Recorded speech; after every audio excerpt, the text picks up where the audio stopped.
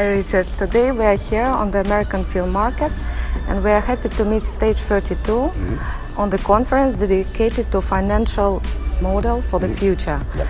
And I wanted to ask you, how you seeing a future of Stage 32 in the next years?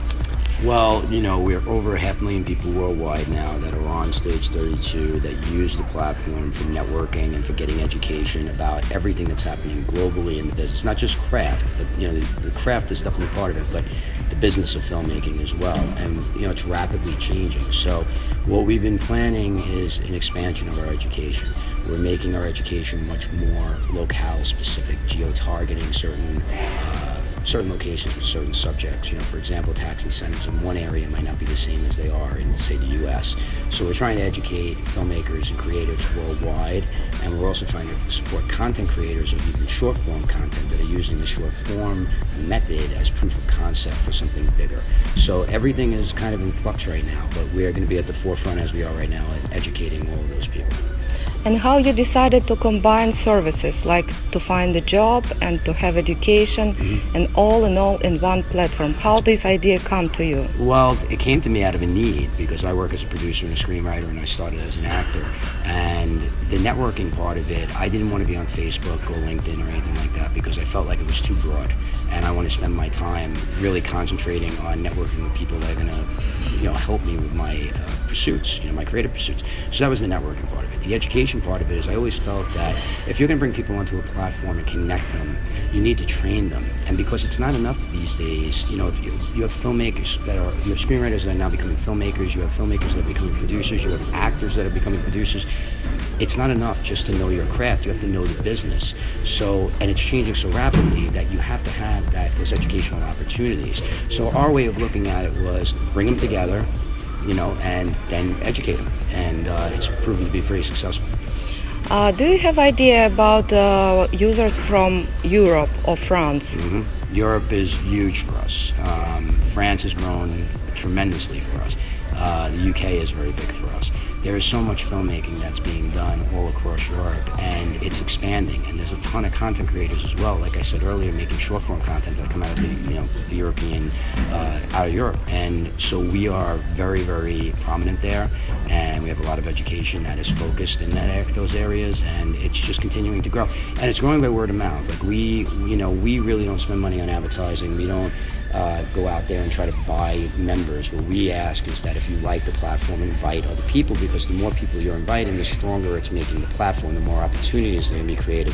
So we're starting to see, you know, the smaller countries throughout Europe, Italy, France, Germany, bringing, you know, their whole cast, their producers bringing their whole cast and crew, directors bringing their whole cast and crew, acting classes coming in together.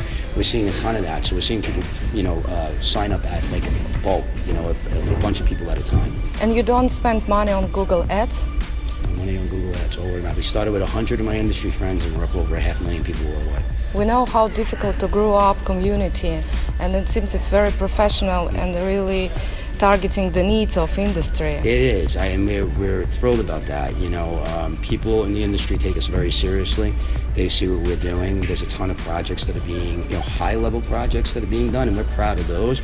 But we're equally, if not more, proud of some of the lower-level projects that are being done. Like, you know, some of these film festival films, and some of these shorts that are winning film festivals, and even the shorts that have won our film program. All of that is so inspiring to us because it's all these people coming together, like I said, from different walks of life, and sometimes even from different countries, to come together to collaborate to make this, you know, make this content. And what's your plan for the next years? Do you want to bring new services, new facilities for your users, or you want to keep the concept like it is now? Well, we're definitely going to expand the education a little bit more, like I said, the geo-target, you know, and but we're looking at some other things as well. We have such a huge base of content creators that we feel there might be other opportunities that we could present. But we're also partnering with a lot of organizations and companies. You know, one of the reasons why we partner with AFM is because we love what they do on the film financing side, and they look at us as a huge educational resource. So we're like, you know, the official networking and educational platform of AFM.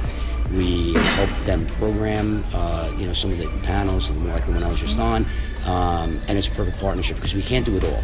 You know what I mean? It's just impossible. There's so many facets to this business. But we do want to keep the main focus on the education and then on opportunity, mentorship, getting people's material out there, connecting content creators with managers, agents, producers, financiers. That's something that we're very passionate about, and that you'll probably see more of that come down over the next year. I just gonna ask you about languages. Like, are you planning to stay only in English, or you want to translate your service for any other popular languages? It's a great question. The translation part is very, very difficult. It's a huge undertaking, and then you have to pick what languages you're going to go into. What we encourage and what we're seeing is people who are predominantly speak a predominantly foreign language from a foreign area are communicating in that language. So it's really cool for us is we'll see people from Russia, for example. There's a huge contingent that just communicate with each other in Russian. Now I know it doesn't solve the problem with the content we have and everything like that, but one of the things that we do try to rely on is that there are a lot of translation services out there, so people could plug our blogs into like a Google Translate and they could see what we're talking about. It's something that we definitely have discussed, but it's going to take a little bit of time. Okay, and my last question, like you're traveling a lot, you was in Cannes and many different ALIS festivals, and I was going to ask you, maybe it's the right time to start to discuss a future of educational online platform. Maybe in the future it will be the main point for people connecting. I think it's true. I mean, we've done, obviously we have all our webinars and classes and labs online, but we've also done some online conferences.